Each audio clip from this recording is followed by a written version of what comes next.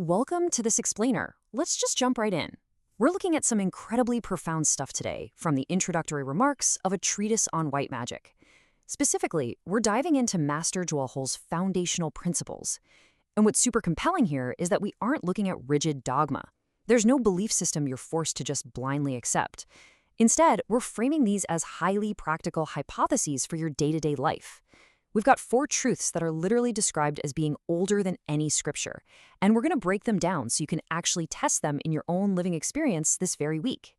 Right off the bat, Master Djwhal Kuhl, you probably know him as DK or the Tibetan, establishes this really fascinating baseline. He explicitly says, I ask not your blind acceptance. He makes it absolutely clear that true spiritual authority, well, it's all about self-reliance. And this is a crucial lens for our whole explainer today. DK is actively challenging you to test every single teaching, every postulate we're about to cover, against your own inner experience. The ultimate authority doesn't come from some teacher's personality. It comes from the soul that already knows. Okay, section 1, the core theory, 4 fundamental postulates. So rather than demanding belief, DK presents these 4 cosmic truths simply as working hypotheses for you to play around with. We're talking about one life, consciousness, revelation of light, and cyclic rebirth. By treating these strictly as hypotheses, it completely removes that heavy pressure of having to believe. Instead, you get to adopt the mindset of a scientist in a lab. Only in this case, the laboratory is your own existence. Let's look at the first postulate. It states that a singular life pervades all forms. It's this essential, underlying unity, bridging across all time and space. Now, try to think of spirit and matter not as enemies, right? They aren't opposites constantly fighting each other. They're actually just the 2 poles of this exact same one life. The text points out that all enlightened minds have recognized this essential unity. Literally everything is an expression of this single pervasive life.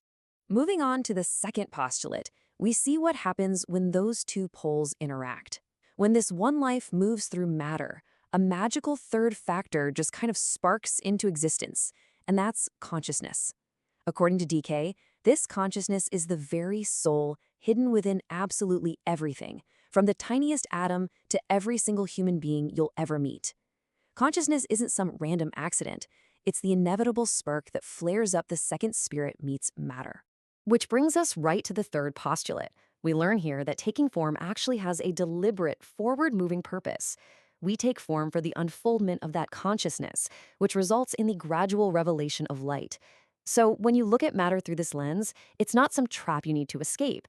It actually becomes this ever better conductor for the light of the soul within. Our messy experiences in the material world are exactly what polish the glass, so to speak, letting more of that light shine through. And this brings us perfectly to the fourth postulate. This one teaches that all lives manifest cyclically. We return again and again. Honestly, it's a lot like a seed flowering, dropping back into the earth, and then seeding anew. And this cycle continues relentlessly until the soul has flowered into its full inheritance. Evolution isn't just a boring straight line, you know? It's a spiral. It's this rhythmic cycle of return designed to fully maximize the absolute potential of the soul. Moving into section 2, the modern bridge, grounding ancient truths. In our modern age of endless digital noise, these postulates cut right through the information overload with such an elegant simplicity. I mean, if you put that first postulate of one life right up against modern physics, they echo the exact same truth. Modern science tells us that energy is the single unifying substrate of absolutely everything that exists.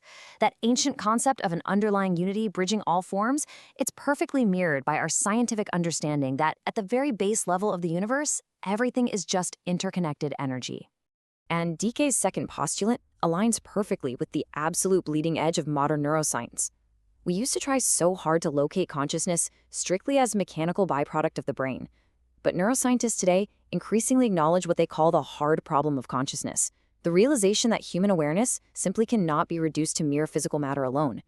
The idea of consciousness arising as a distinct third factor when life meets form, it's a remarkably modern viewpoint for such an ancient teaching. Let's bring this down to earth and see how it builds in your own personal life. That third postulate of revealing light maps directly onto the psychological concepts of personal resilience and growth. Think about it. You aren't just a body occasionally having spiritual experiences. Every encounter, every painful loss, every difficult moment you meet honestly acts as friction. And what does that friction do? It produces greater light, genuine growth, and way deeper empathy. Matter, literally becomes a better conductor through your lived experience. Finally, let's demystify this whole concept of cyclic rebirth. It's not just some exotic Eastern philosophy meant for distant meditation retreats. It actually describes the very structure of your daily reality. Every single morning when you wake up from the unconsciousness of sleep, you are quite literally experiencing a rebirth. Every time the season turns from winter to spring, we witness this law in action. It's a fundamental rhythm of nature, and you participate in it every single day, whether you realize it or not. All right, Section 3, the application, your weekly practice. Let's move from intellectual accumulation to practical application. Because the ultimate question DK leaves us with is this: how can we take these massive cosmic postulates and actually verify them right now in the messy reality of our own lives? It's one thing to nod along and understand the unity of life or cyclic return in theory, but how do you test it in your living room or sitting at your desk at work? Well, the source material suggests a really specific experiment for you to try this week, and it is brilliantly simple. Step 1. Every single morning this week, just pause right before you get out of bed. Step 2. Ask yourself, which of the 4 truths, unity of life, arising of consciousness, evolution toward light, or cyclic return, did I actually experience yesterday? And step 3, write down just one sentence about it. By doing this, you are actively discriminating truth using your own inner experience, rather than just taking my word for it or relying on an external teacher. As you test these truths this week, I want you to imagine the time lapse of a single seed. Picture it splitting, unfurling, and reaching toward an intensifying, warm amber light. It's this continuous, incredibly beautiful cycle, and your consciousness is doing the exact same thing. So I'm going to leave you with this final thought. As you move through your daily routines, grounded in these 4 ancient postulates, what cycle of rebirth is your soul demanding from you today?